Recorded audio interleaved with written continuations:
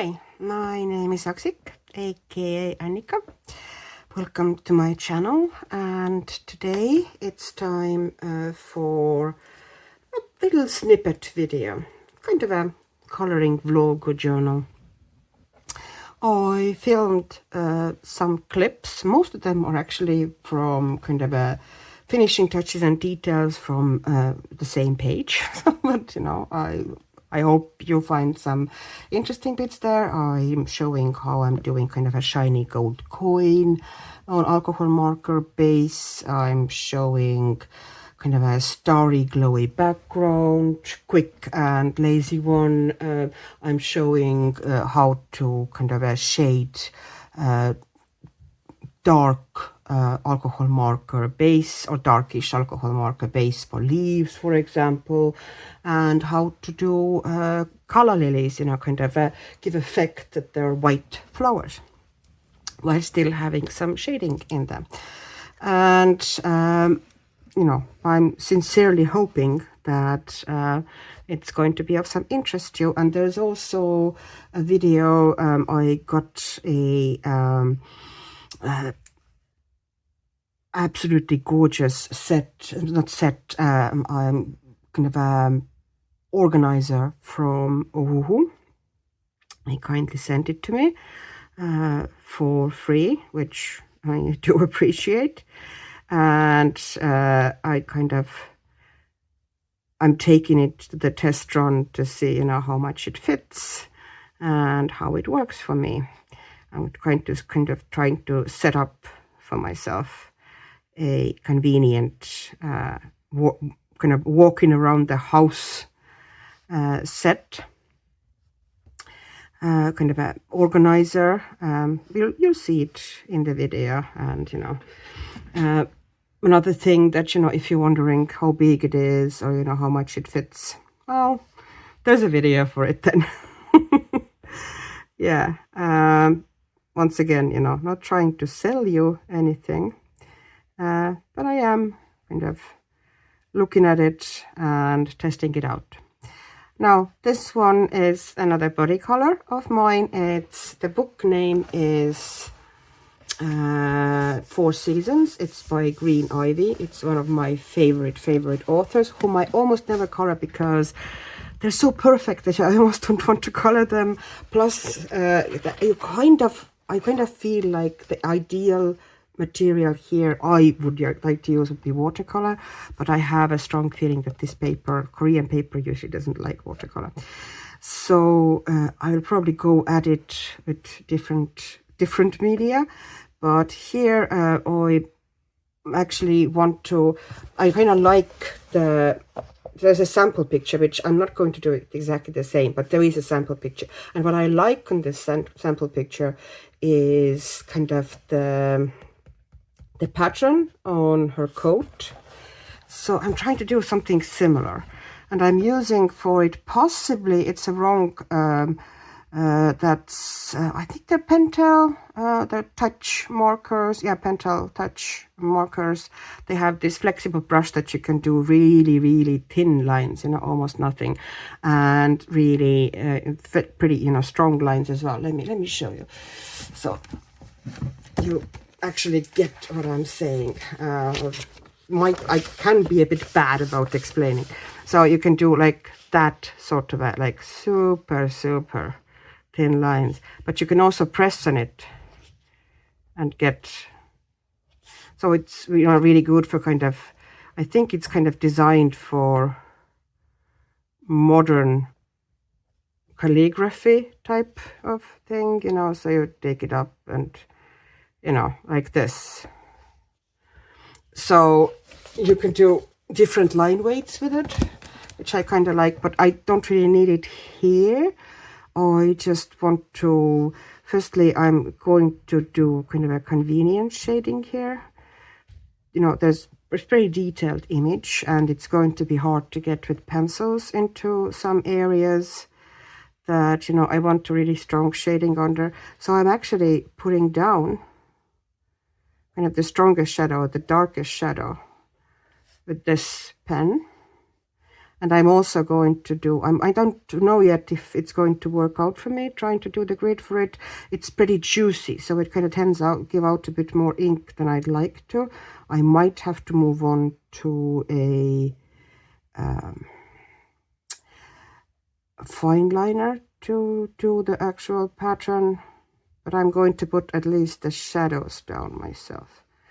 So it's going to be easier for me to, you know, even if I'm moving in there with pencils afterwards, I don't have to struggle to get really dark values there. They're already down, so I can just kind of soften out from them. This is a really kind of good method for, you know, if you're working in kind of a small, you know, in this image, although it's not even that tiny, but you know, there's kind of a really small areas, and you know, any image that is kind of very detailed. This is a good method to get really strong contrast shading down, which can be a struggle otherwise.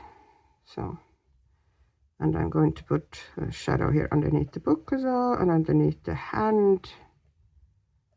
Yeah, like this. And there's also going to be a bit of a shadow underneath the belt buckle. Here in the belt, there's going to be shadow. Okay. Like this, and there's, you know, where the coat is overlapping. There's also going to be shadow there, fairly sharp. And I'm also going to put a little shadows underneath the buttons. I'm feeling how much ink this paper kind of gives out to this, you know, this pen gives, you know, on this paper. It kind of absorbs it really fast, and kind of, the paper is a bit thirsty. I can see why it wouldn't be nice with watercolor at all, because it's literally just slurping in the ink, and it would probably do the same thing with watercolor. Let me see if it's gone through already. No, it's not through yet. Well, that's something. And okay, I'm also going to put, there's going to be shadow under the cuffs there as well. Okay, and I'm kind of shaping the shadow a little. Okay, and then I think, yeah, I need to take a different, where do you, okay, underneath that scarf, there's need to be shadow here, so no. Yeah, I think I need to take now a fine liner. Okay, let me see what color I'm going to take. These are pretty much my only fine liners. Well, I do have fine liner tip on some other water-based markers as well, but I'm not pulling them out at the moment. I'm going to use the ones that are next to me here on the thing, and I'm testing out the colors. This might be a tiny bit too light. Okay, so what about this one? That's too pink, I think. Okay, let's look further. Okay, that's also pink, isn't it? Yeah, it's very yellow. I think I have to take one of the darker browns. I don't... Oh, this one is dying. Oh no, I got it moving. I think that one might work. It's dark, but it's not totally overwhelming, and it's very slim, so what I'm trying to do here now is kind of move, you know, it needs to be kind of following the curves of the outfit, the pattern. So I'm trying to kind of put it like this. Okay, and here as well, I might go, okay, and I'm following kind of the curve of the coat, you know how the sleeve is going. So, and here,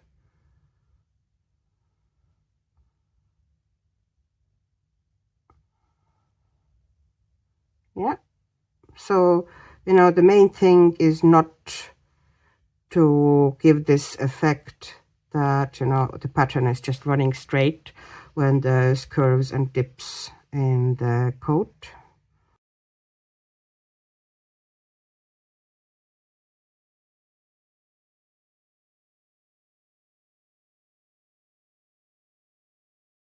So why I'm putting the pattern down first is because if I put the pattern down first, then the shading goes on top, and therefore it will look kind of more natural and more realistic than if I drew that dark pattern on top of pencils, if you know what I mean. If I'm correct, if I'm kind of explaining it right, I hope. Some time ago, Ohuhu kindly sent to me this wonderful thing. It's actually one of the things I'm most excited about, because I would love to kind of organize my things a bit better, and I love the fact that it's pretty big. Most of the ones that I've seen are fairly small. This one is quite roomy, and also it has a handle, so I can just grab it like a little coloring suitcase and move around with it, which, you know, absolutely love. So I've used it for kind of dropping in random stuff as I've been walking around the house, kind of figuring out how I'm, you know, going to be establishing it. It's really nice. It does this thing. I just love doing that sometimes for its own sake. I've always loved Lazy Susans, and I just love that. I don't know. Is it just me? If you have something that, you know, kind of does this, do you just randomly do this for the fun of it? Anyways, yeah. So it has a handle. It has the kind of a Lazy Susan base at the bottom. Thing is really sturdy and quite roomy.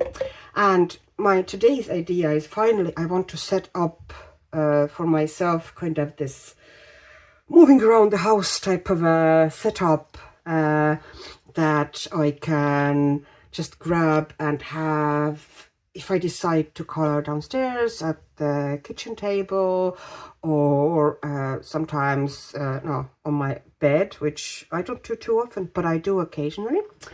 So I thought to kind of try to figure out, you know, stuff that would be kind of convenient to carry around like this, you know, and stuff I would actually do in these locations, because I prefer to do most of my kind of more complicated stuff there. But there are things that I can and I do occasionally do in the other locations in the house. So I got to the conclusion that all this, and will be trying, the key word here is trying, okay, to get into this thing. Okay, and there's some more Ecolines. There's even more Ecolines pens there, and one more set of Goldfiber pens. So I thought about, you know, having some dark pencils if I want to do some lazy shading, and some acrylic pens for obvious reasons, because acrylic pens are very much my thing. And although I couldn't find kind of set of spare yellows, I found these that would be perfect kind of for carrying it around, and also, you know, working off them on the desk, because that's all the stuff that I actually use quite often and quite intensely. So I will try and push it all to the side here. Okay, and there we go. So let's try with oops, okay, here we start. So acrylic markers first. Let's put the reds and greens and blue greens. Are we going to be able to fit them into this one? See, I still want to kind of keep them in the little bands because I have them separated by the set, so it's easy to find. You know, by the chart, the colors, and then the grays and the blue grays could also go. Will I be able to fit them into one compartment? Yes, I can. And then I can also put the reds here for time being. So apparently I saw on somebody's video that you actually should be able to kind of keep it like this as well when you're working basically sideways. I will try that when it's full, but it does need to be full, because if it's not full and kind of tight, things will start falling out. But you can, for example, you know, if it's kind of chock-a-block full of markers, you can essentially prop it in front of you like this and work off it. But maybe I can show that to you later in a separate shot, or just, you know, kind of cover it with a shot here. Anyways, okay, so there's reds there, and maybe I could be able to put, you know, since these are reds, yeah, the gold Faber warms can go in there as well. And I'm going to put next to the warms blues and purples and greens. And what will go in there? I haven't decided yet. Wow, it actually fits much more than I would have thought. Okay, and I'm going to take my pastel colors of the Ecoline pens. They're great for basing, which is what I use them for. I don't think that's in the basing set. There's also, actually might be. Which color is that? That's burnt sienna. So these and these and these. And there's more Ecoline pens I have, which are great for washing out. They're kind of a deep vintagey and dark tones, which you can put onto the piece of plastic, because it's an intense tone. You can create kind of variations from really dark to really light, which is great for working with a water brush if the paper allows. Then the grays and the browns of the gold Fabers can go here. And oops, there's also, what color is this? Deep ochre, and this is actually black. And because there's no kind of a brights here at the moment, I will stick these. I'm actually planning to, I'm not sure if I'm going to keep them at all. I might get rid of them. They're not my favorites of the Langlois acrylic markers, and I have kind of decided for myself that I probably will not keep them. Because they have this kind of a sponge middle fitting set, and these ones aren't very successful in my opinion. There are better ones of these around. I like Guangna similar types better, but here, because I need some kind of a brights, I will just, you know, kind of stick them in there to see if I will use them here. I will also take Langlois, a set of Langlois colorful black 0.5, these ones, were they? I think they're 0.5 millimeter, you know, the slim, the first ones that came around, gel pens. They're really dark ones. They're great for kind of outlining. I use these on my pages a lot. So these ones can go there. Actually, yeah, because I don't use them kind of, you know, as intensely as the other ones on the side. And then I have, for backgrounds also, like these are Guangna gold, silver, and black and white. I'm going to drop these ones here as well, along with the bright ones. I mostly use them either for detailing or for backgrounds, and white for covering line, kind of not covering but blurring the line slightly, because I can still go on the top if I just use a layer or two. And then I have a pile of pencils, which is kind of a weird selection of stuff that has kind of stayed with me. There's some Derwent drawing pencils, some earth tones, some old Obos pencils that I've left myself, just dark tones. I got rid of most of them, but I left some dark tones for shading, for convenience. But also some darks from the Derwent drawing set, you know, if I want to achieve really dark values, and some, you know, like nice deep red.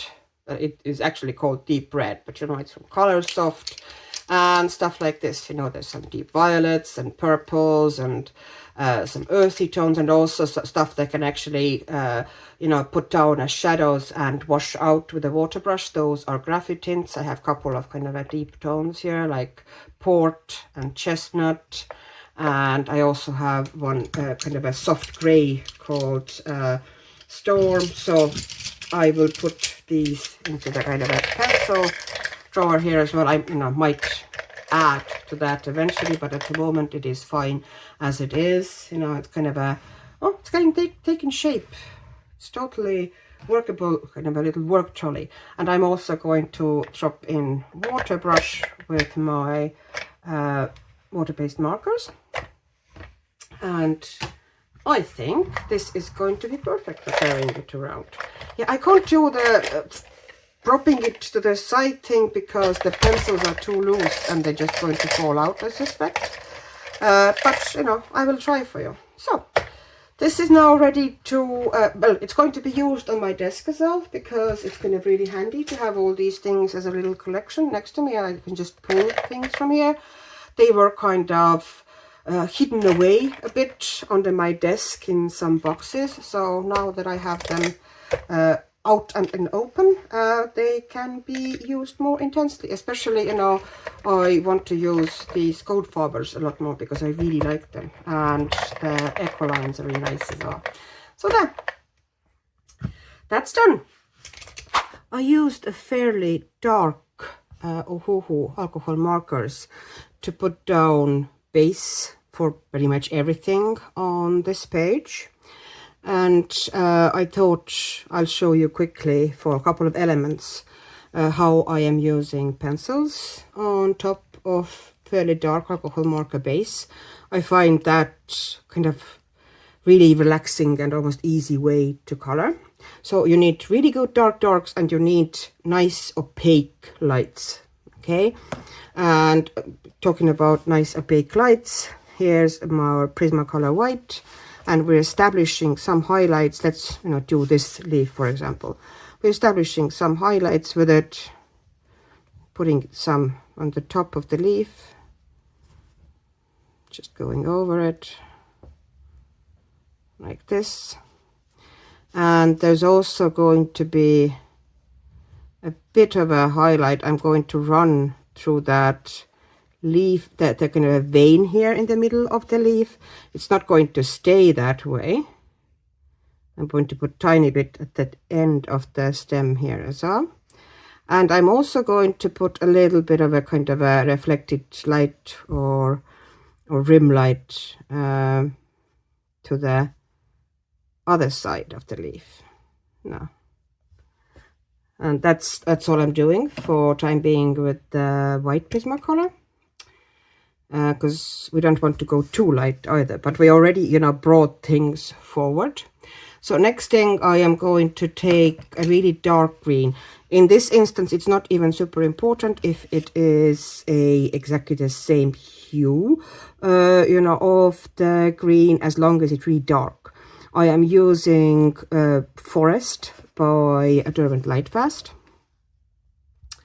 And I'm going to put it down first next to the stem, and I'm bringing it to the very tip of the leaf. So I'm establishing that here. I'm putting down really nice stripe of almost solid dark color. And you can see that even with that fairly dark base, if you have a really good dark, you can still give good shadows. And I'm slightly, okay, making sure that it's really sharp here. I'm slightly diffusing it upwards now, getting my touch lighter and lighter, creating this gradient. Because we're not going to do kind of a proper full leaf coloring here. We're just putting down highlights and deeper shadows. Okay. And I'm also going to the bottom of the leaf now, and I'm running the pencil, the dark pencil, next to this really sharp highlight there. Okay.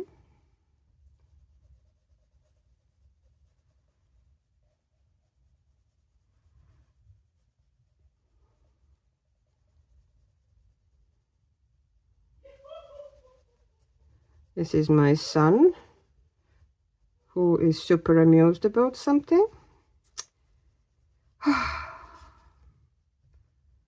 My life has the weirdest sounds.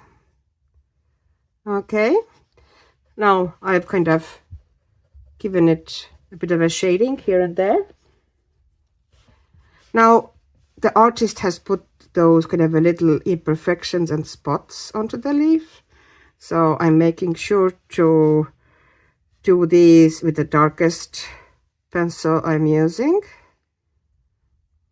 so there wouldn't be any outline visible, because the pencil is legit darker here than the outline.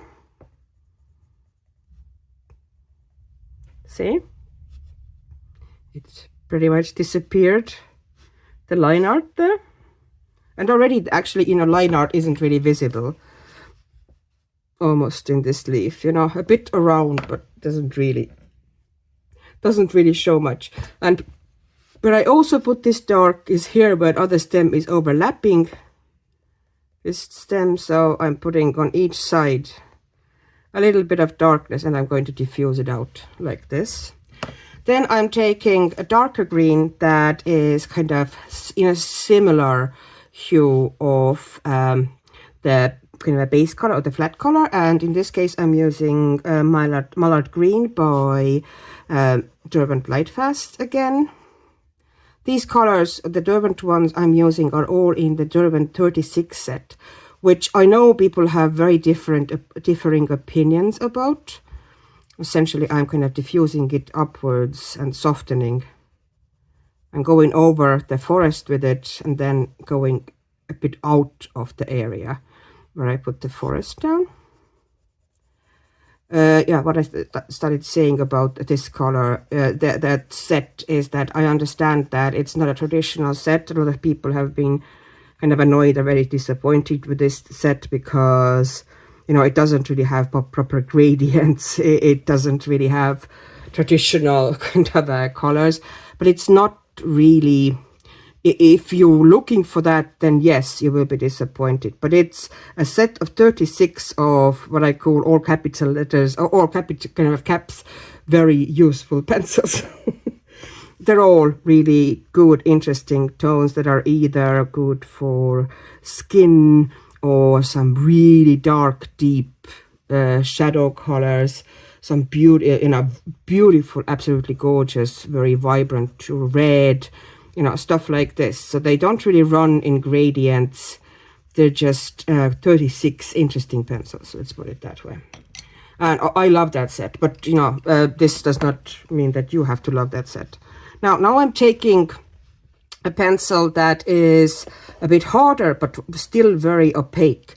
And I'm using, in this instance, Faber Castell Black 794. Also, you can use for the same, like they're not particularly hard as such, but they don't have much of, they don't show much of a texture, you can see here. So if you're diffusing the light area out like I'm doing here, you don't get the paper texture as strongly as you would with really soft opaque pencil like Prismacolor. But these are still nice and opaque. And other option for these would be if you have Pro colors, their lights are also absolutely wonderfully opaque, so you can do the same work with them.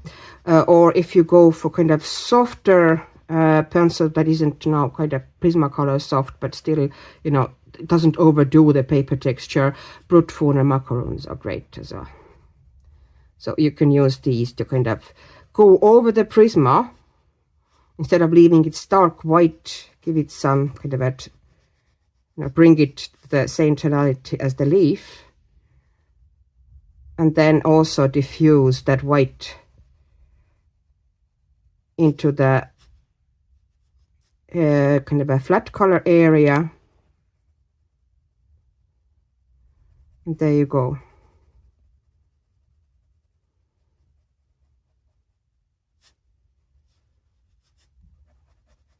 We get beautiful kind of a deep colors, but they still stand out from the background because, you know, I brought them out with a little bit of a white Prismacolor pencil and some tricky shading. So that. And I'm doing the same process here. I'm just showing with slightly different shape objects. Basically, they're the stems of flowers the girl is holding. And the skin is done by the same method here. You know, you see bits of it. You know, just to give you an idea how I'm using it. Kind of a straight objects like this. I won't kind of make that very long. I'm just going to give you an idea. First, working with forest green, making sure that there's deep shadow for each overlapping area, and also that the shadows won't be too uniform like straight line, taking a bit of variations, in some places sharp and very kind of a neat and tight, and some places diffusing it slightly further, so the shadows would look more kind of a natural and softer, and therefore give a bit more interesting result. And, you know, just making sure also that the skin is nicely separated.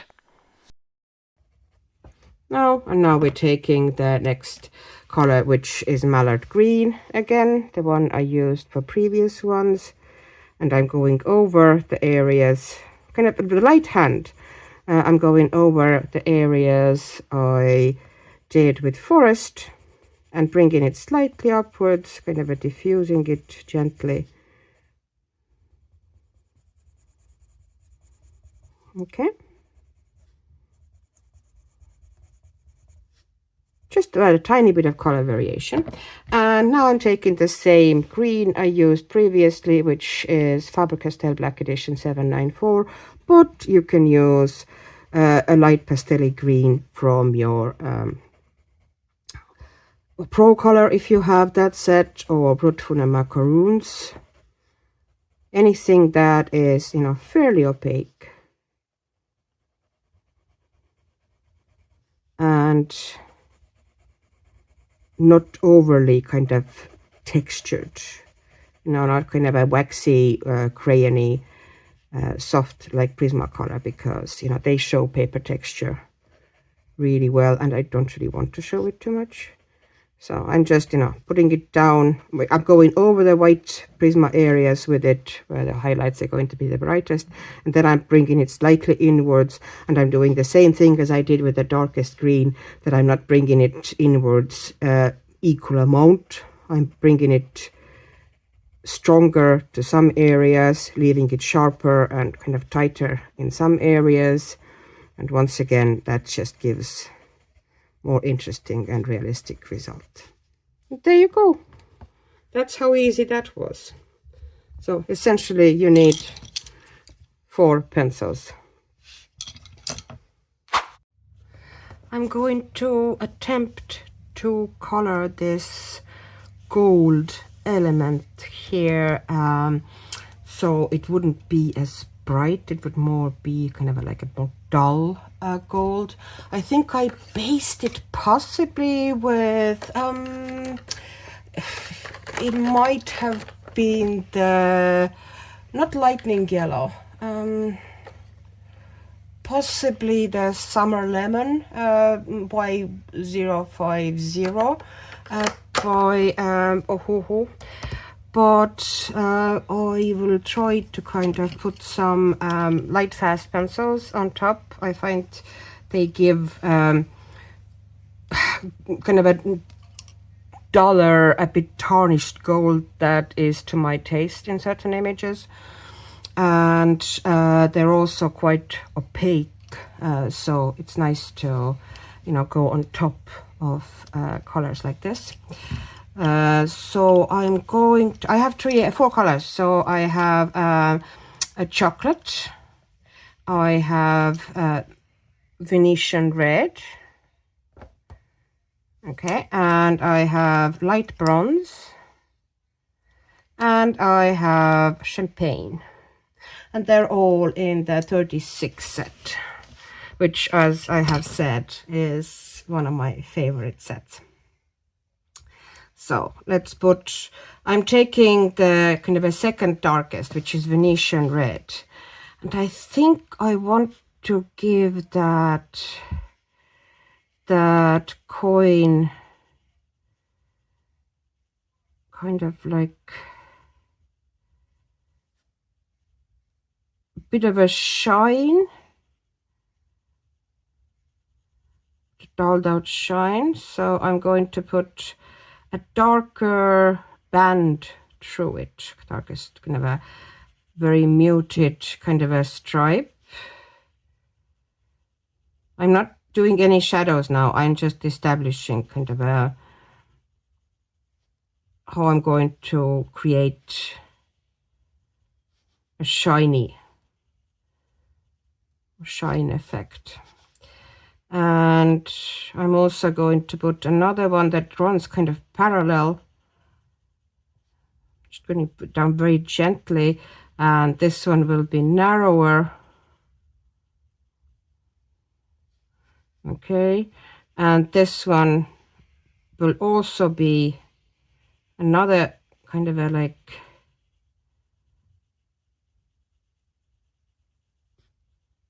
reflections on the gold often go by kind of a like stripes like this. So I'm leaving pretty wide band here. I'm diffusing it out, but also making like it needs to also have a bit sharper edges. So I'm putting one kind of a sharper edge through it as well, like this. Putting more pigment down. And I haven't put any shadows in, I'm just putting kind of glints down first.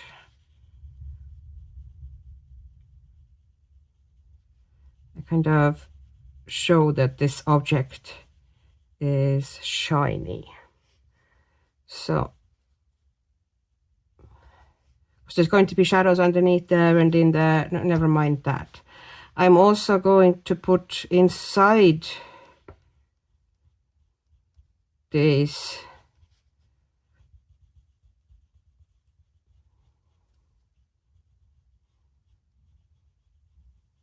like this. I'm going to not go very, it's also the same color, it's the Venetian red.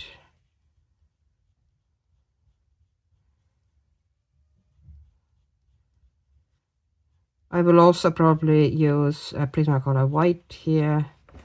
Okay, so I just put that inside, that there's a kind of relief here, which needs to be shadowed as well later on, but at the moment I'm not worrying about that. I'm trying to create this bit of a like a stripy gold effect. So I'm taking some stripes out, and some of the stripes go all the way through the gold, and some of them kind of end halfway and taper out. And I'm putting a tiny bit here, like a wedge.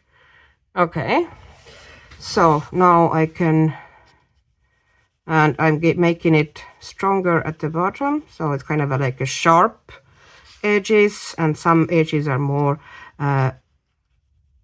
kind of a diffused out, but sharper on one side.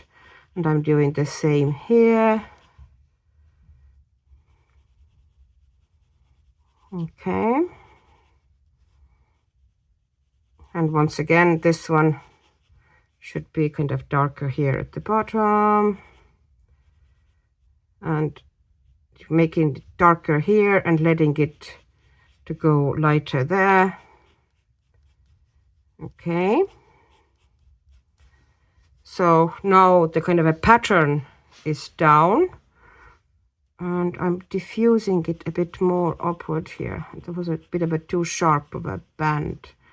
And this one as well, kind of diffuse it one side. One side you can leave sharp, but it needs to be slightly, usually, you know, it looks better if it's slightly diffused, the band on the other side. And that they're not super even, you know, that they're size-wise different. And run through the gold element. And now I'm taking the light bronze. I'm going over it, and I'm essentially now kind of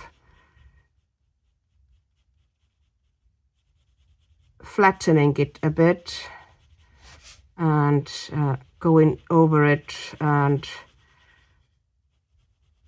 blending it with the light bronze.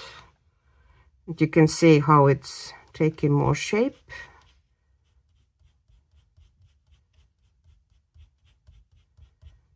So I might put a little bit of a kind of a diffused color there as well. Okay. And just going over there. Now this color is mostly down now. We just need to make sure that we have plenty of pigment down. Oops, I went into the flower. That's not a good idea, but now I can clean it up later. I'm not going to waste time on that. And now I'm taking the champagne, just the lightest color, and I'm going over the diffused edge with it, and also kind of, you know, over the whole area. Basically, I'm blending with it, but I'm leaving some of the alcohol marker area untouched as well. Some of that brighter yellow showing. So I'm going over the whole of the color area I've actually colored. Oops, I've moved out of the shot. Carrying on with the champagne, going over it with the colored areas, but still at the moment leaving the areas that are still untouched alcohol marker, leaving them alone. And now I'm taking Prismacolor white, or some other, you know, could be the Derwent Lightfast white as well. I just took Derwent Lightfast white, you know, since it's here. And the areas that I hadn't touched, that was still just a marker base, you know, kind of like untouched stripes. I'm bringing in like this stripes of white.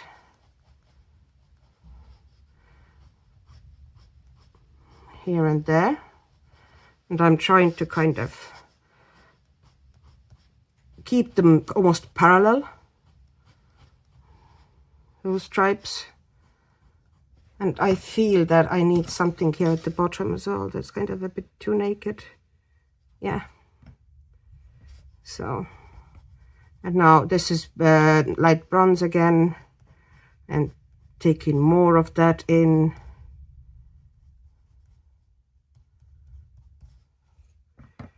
And champagne, going over, but I'm not going over the white. I'm leaving the white as kind of as bright as I can, but I'm taking champagne over everything else. Let me see if I can put more white in there. I might need a tiny bit something else here as well. It was a bit kind of naked there. Yep. so they wouldn't be like super even, but you have those bands of shine over the coin. Okay, and now we're going to put in shadows next, because you know there's the flower. Sorry, I keep pushing it out of the shot. The flower is going to have shadow. Now I'm taking the chocolate and putting in the shadow. It's really dark, okay, and I'm going to put in shadow underneath those engravings or whatever they are here, the raised kind of a pattern.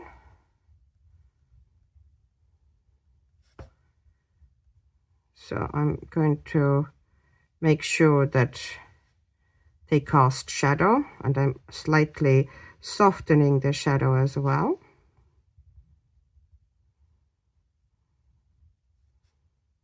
And I'm also running it over kind of the top of it, very, very narrow band, just to bring it slightly more forward. Okay. And here as well, I'm creating the same thing. So it's throwing shadow to the middle here. I will probably darken it even further. And I'm also going to create kind of band of dark around it from the top,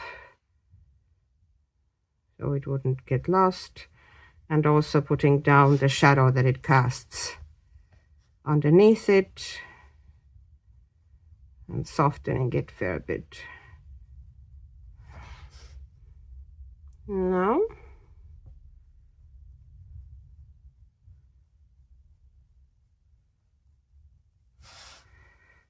and also throwing in that darker color in some of the elements, like really, really gently, just a tiny bit.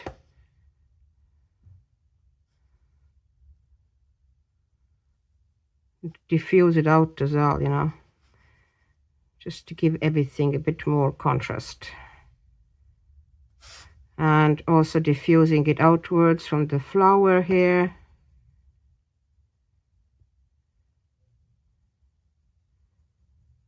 There we go. And now I'm going to take the Venetian red again, and I'm going to go inside that element again, and I'm now putting it down really strong in some areas, and where the white band is running over it, I'm leaving that alone. I'm not putting any color on this one, but I'm putting it down really juicy in some areas, and then I'm going to take the light bronze and blending it out towards the white streaks of light in some areas. But I want to fill in the inside area of the ornament as well, so it looks. And here once again, I'm leaving some space to blend it out towards that streak of light. I'm putting some dark color here as well. And here. But I'm leaving the white streaks intact, so the shine would hit the top of this pattern, or kind of the engraving as well. And once again, I'm taking the light bronze and blending that color out towards the middle one. And now I'm taking the light bronze and I'm really kind of going over the darker bits with it in the background.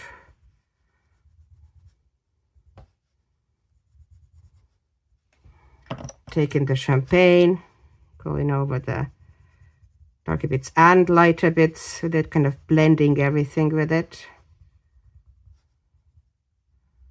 And I want to, the inside of the ornament, I already have the chocolate down there. I'm putting some Venetian red in there as well. Essentially, I'm making it quite dark in there because the light wouldn't hit much inside there. So, and I'm putting some additional chocolate in there so it would be even darker because the darkness of it got kind of lost there.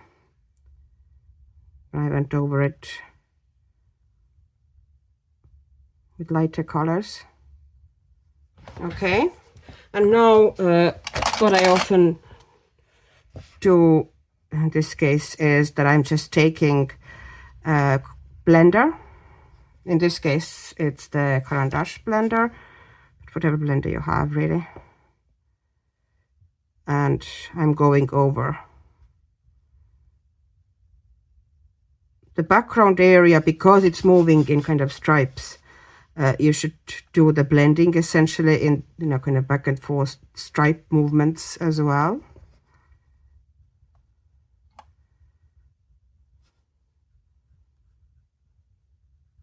And afterwards, if you feel that some of the contrast has gone missing, you can still push a little bit extra dark into it if you want to.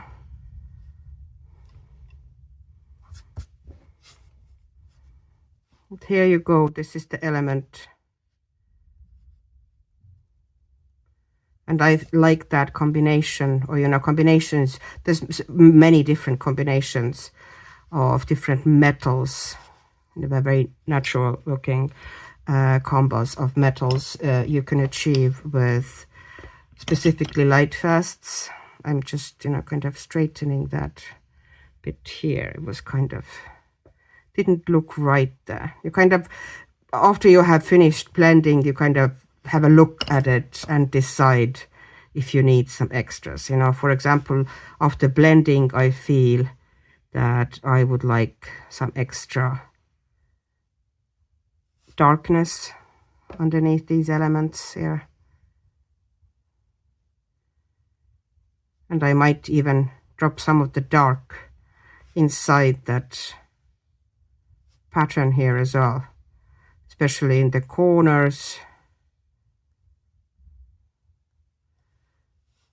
Kind of give it more character and make it more metal looking. And here as well,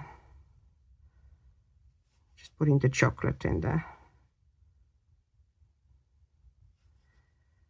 And here. And you kind of work also in kind of bands. There you go.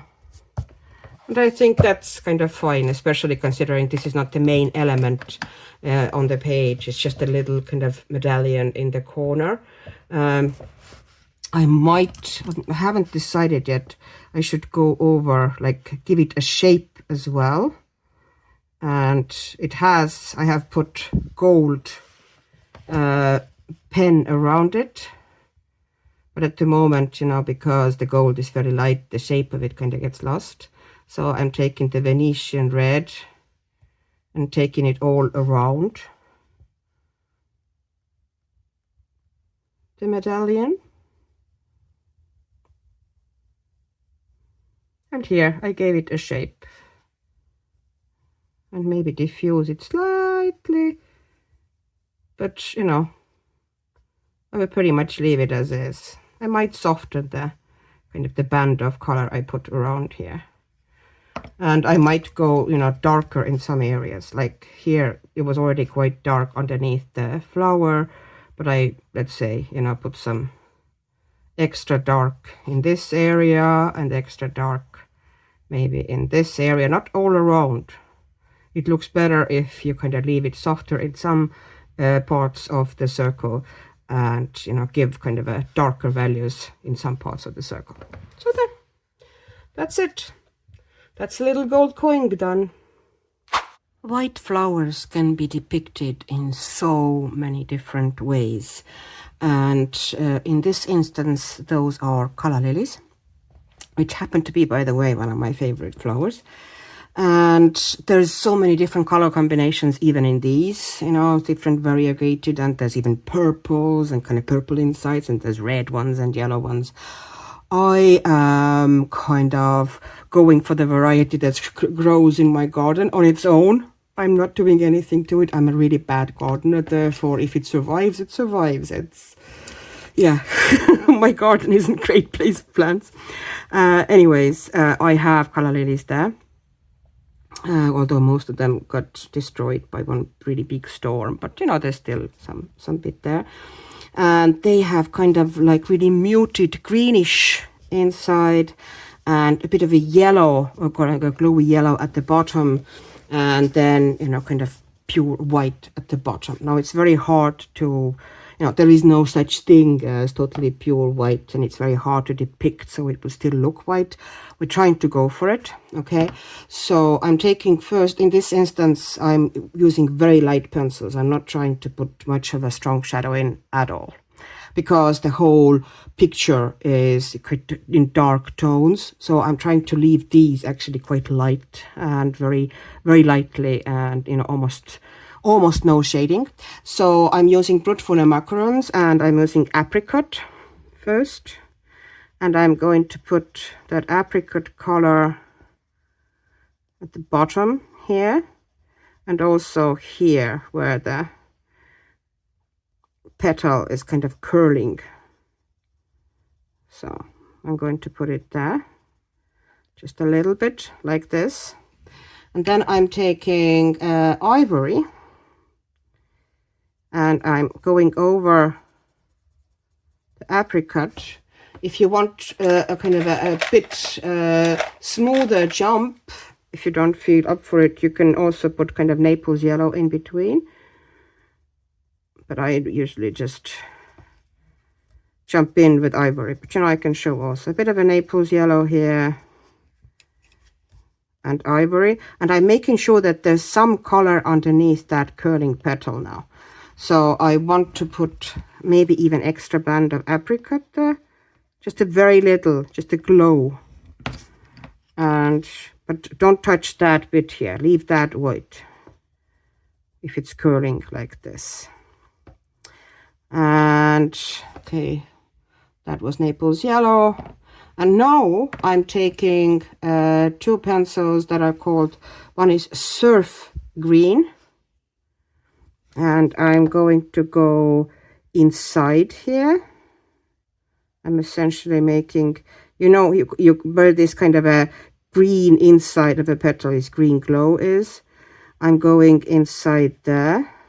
But here is that kind of a, like this line out there. I'm not taking it all the way up there.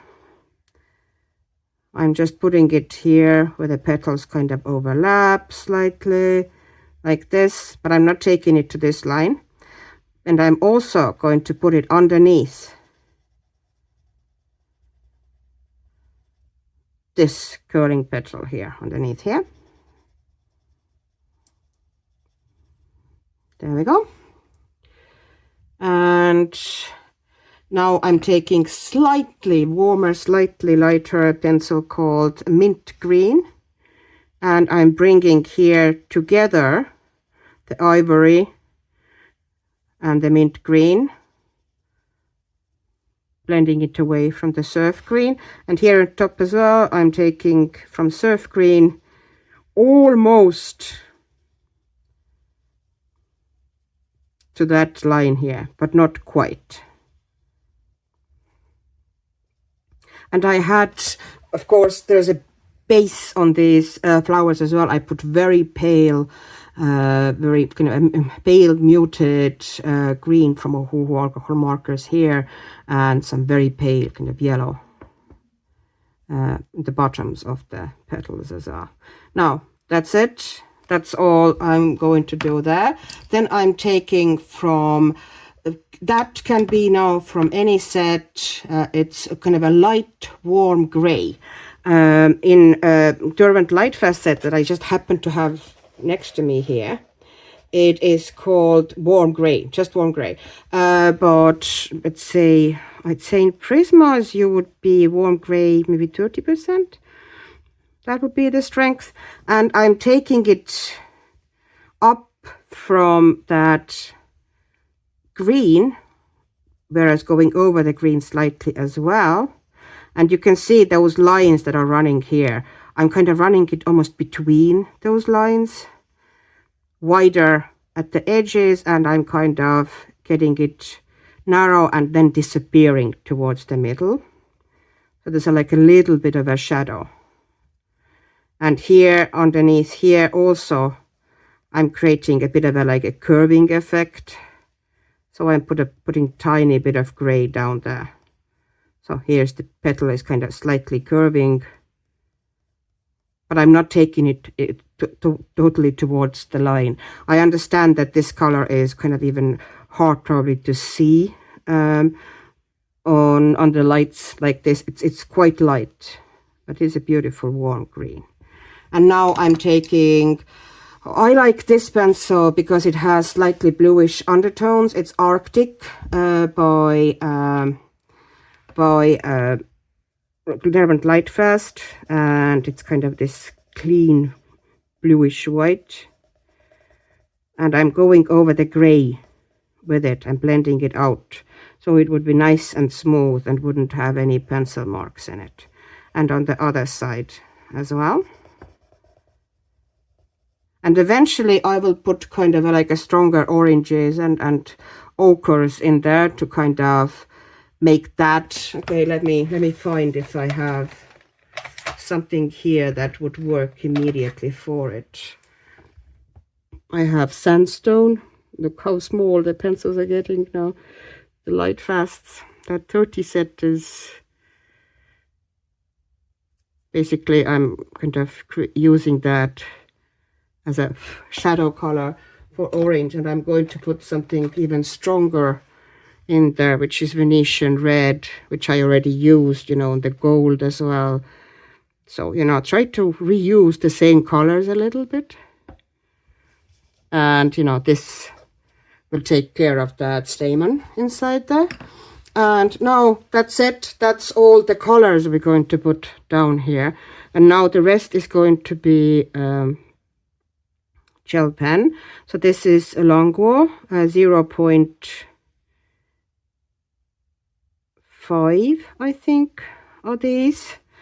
They tend to be my favorite whites, the Longo whites. Really like them.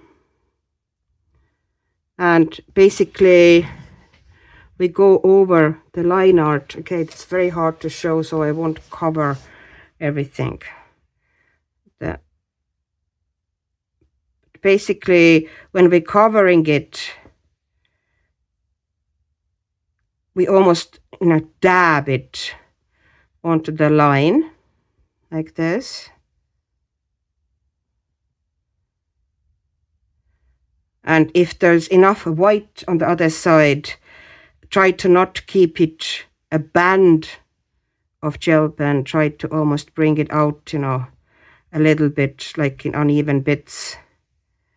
So it would look a bit more natural, unless, you know, there's kind of a clear, like this needs to be sharp edge because that represents a sharp edge.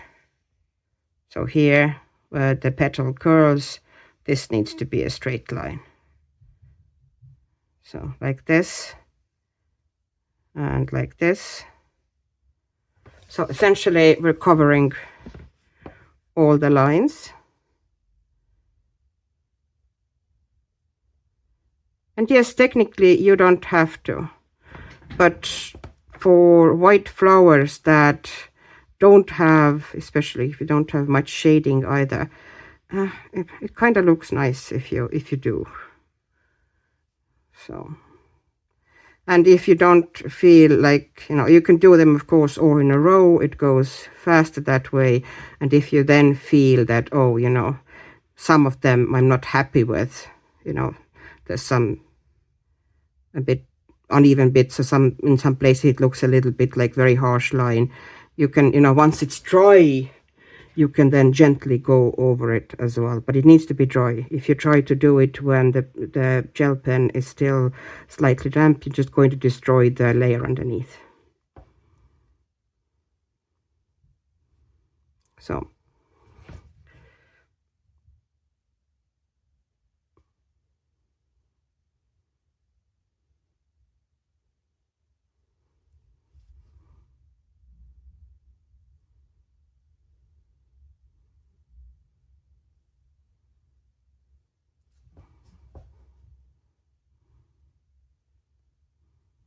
And the inside here as well, those lines as well, that the artist is basically using for depicting the shape of the flower. Well, it's your choice if you leave them intact or if you kind of soften or take them out. I choose to, in this instance, kind of at least soften them, if not take them out altogether. The angle of the, for you to be able to see it, the angle of the gel pen is really bad for actually getting the gel out. It should be more kind of more of a 90 degree angle, the paper, to give better results. So I'm sorry if, it actually does go down smoother, usually. So. And more opaque also. It's just the angle of it is kind of weird, and it doesn't give ink as well as it usually would. Oops, I went over a slightly wet area after telling you not to do it. That's life, people. That's life.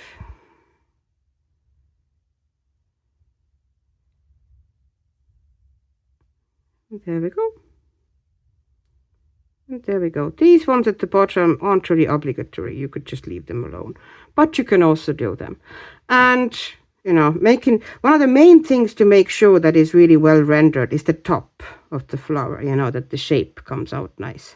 And the rest of it. And now it looks like a white flower, doesn't it? So there. This is all I'm doing.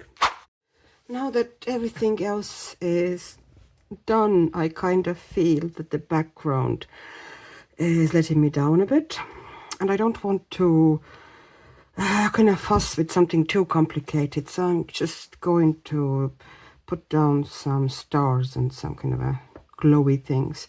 So first I'm taking, no, sorry, actually it's the wrong pencil, I was wondering. I'm taking Polychromos white, or any kind of a drier white, like Pro Color would work really well here as well, for example.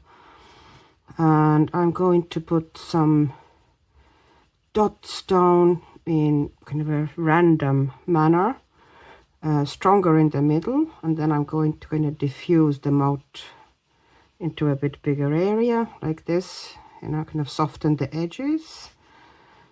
Some of them pretty small, some of them bigger. The background here is done with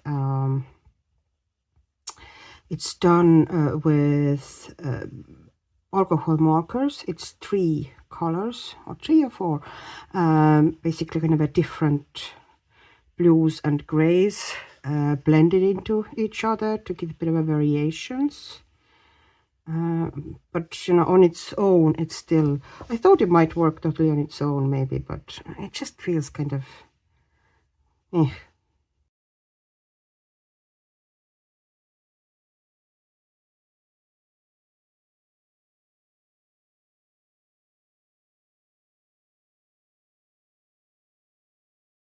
And now I'm taking more opaque pencil, kind of a creamier pencil.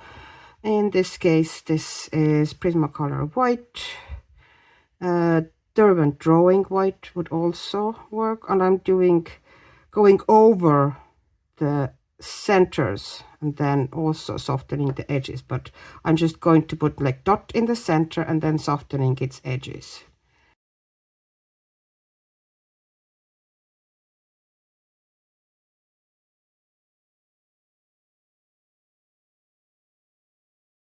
All right, and now I'm taking a gel pen. This is a 1mm gel pen by Longworm, which is already on my hands somewhat because I've done some gel pen work here. And I'm going to put dot into each middle, and then either with finger, just dab it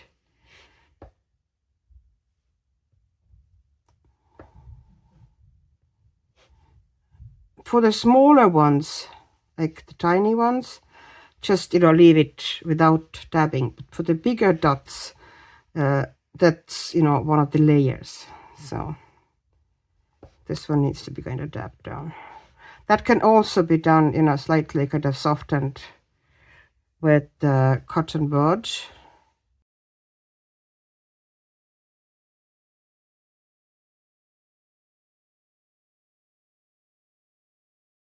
And now for the bigger ones as well, I start, you know, this one, I'm making a dot in the middle, and then I'm pulling one arm out, another arm out, another to the side, another downwards. And if it's a bigger star, I might take tiny arms out from the middle here as well. And then I might, you know, create a couple of more clusters around it. Just that it's just too far to have the glow. And I'm making this one into the star, so arm out, arm out, arm out. And I'm not going to create extra arms there.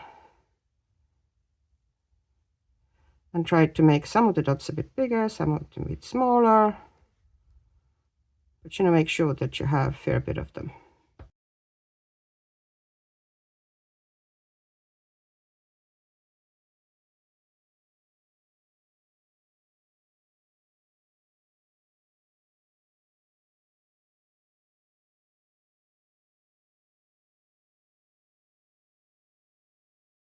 Bigger dots, tiny dots, and trying to keep them a bit, you know, haphazard, so they wouldn't be very even and very patterny.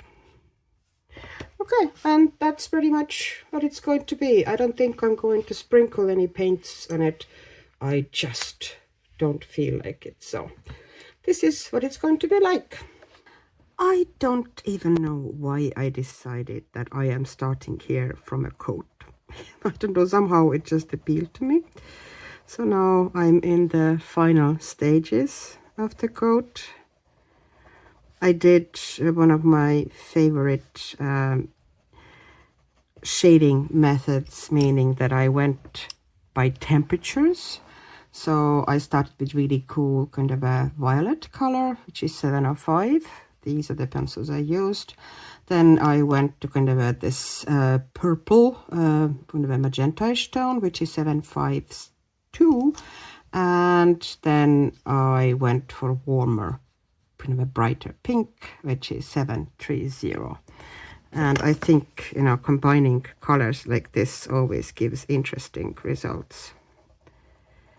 So I now have only the light areas to fill in. And it's also a very easy method of shading. I find it anyway super easy and very enjoyable. And I think it's kind of very effective also. It kind of looks fun. And it doesn't have that, you know, flat. Sometimes if you just, you know, go by pure gradient of exactly the same hue, then it can have a bit of a flat look to it. Not always. No, that's not, I'm not dissing good gradient coloring. You know, it has its place like the same way, like that style of a coloring has its place, and everybody has their preferences and how they like to color. But I really like that combo. And I also think it looks really effective. Now, and it didn't really take me long at all. Plus this paper, in most Korean coloring books, I really enjoy how the how the pencil lays down. And the same story here. Like, I find it also depends on person. Some people don't like how pencils lay down on these, but I really enjoy how the pencil works on that style of a paper. I think it grabs it beautifully without it being too textured, if you know what I mean. So very nice paper for working with pencils. I would still like to try, you know, something water-based here though, because I just like water-based media a lot. But I also like pencils, so that it's not exactly a bad thing that I have one book where I mostly should work on pencils. Okay, so that's it. If I'm lifting it closer, maybe you can see. Now you can see how, you know, this grid isn't, you know, because there's fairly opaque-ish pencils on top. It's not coming forward that much anymore. It kind of becomes a part of the coat as opposed to sitting on the top of the grid. Okay, so thank you very much for watching. I hope you had some useful or interesting tidbits from this video to take away with you. And wishing you all lovely evening or morning or afternoon or whatever time is in your corner of the world. Stay happy, stay healthy, stay creative, and bye-bye.